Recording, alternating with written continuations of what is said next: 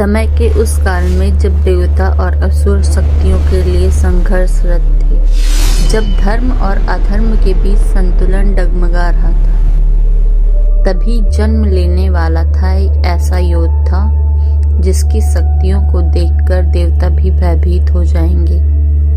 असुरराज जालंधर। लेकिन उसकी कथा सिर्फ युद्ध की नहीं, यह कथा है पत्नी निष्ठा, शिव की प्रतिज्ञा और धर्म की अंतिम जीत की। एक बार भगवान शिव और माता पार्वती कैलाश पर विश्राम कर रहे थे। शिव के त्रिशूल से एक दिव्य चिंगारी निकली और सागर में गिरते ही वह एक नवजाती शिशु में बदल गई। सागर देव ने उस बालक को अपनाया और नाम दिया जालंधर। वह बालक असाधारण था, उसमें शिव जैसी तेजस्विता और जल देव जैसा क्रोध। बड़ा होते होते जालंधर असुरों का राजा बन गया, लेकिन वह दुष्ट नहीं था। वह न्यायप्रिय, पराक्रमी और अत्यंत समृद्धिवान था। जब जब देवताओं ने असुरों पर अत्याचार किया, जालंधर ने चुनौती दी। वह बार बार देवों को पराजित करता रहा। देव थक गए, हताश हो गए। अंत में वे भगवान विष्णु के पास गए। विष्णु ने कहा, जालंधर को परास्त कर पाना तभी संभव है जब उसका ध्यान उसकी पत्नी से हटे। उसका पत्नीत्व ही उसकी असली शक्ति है। जालंधर की पत्नी थी वृंदा, जो अपने पति के लिए अटूट निष्ठा रखती थी।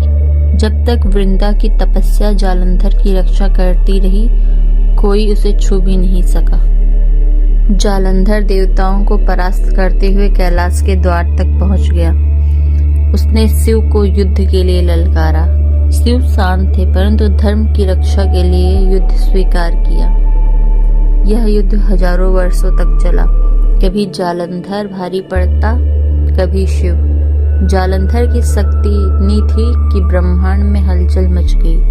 देवता बोले, हे महादेव, यह युद्ध बिना किसी उपाय के जीता नहीं जा सकता।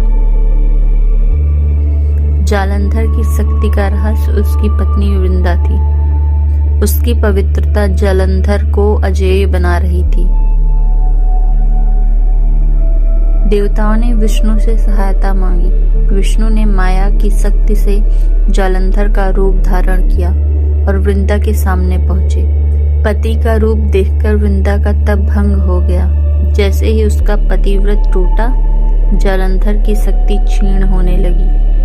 वृंदा ने सच्चाई जानकर विष्णु को श्राप दिया और वही श्राप आगे चलकर तुलसी विष्णु विवाह के रूप में प्रसिद्ध हुआ। जब जालंधर की शक्ति कम हो चुकी थी, वह फिर शिव के सामने युद्ध में उतरा, पर इस बार उसकी आंखों में क्रोध से अधिक दुख था। शिव बोले, हे जालंधर, तुम्हारे भीतर का पराक्रम दिव्य था, लेकिन तुम अधर्म के मार्ग पर चले गए। जालंधर ने कहा, यदि मेरा धर्म तुमसे टकरा भी गया हो, पर मेरा अंत तुम्हारे हाथों होना ही मेरे लिए मोक्ष है। शिव ने अपने त्रिशूल से उसका वध किया और उसके प्राण प्रकाश बन ब्रह्मांड में विलीन हो गए।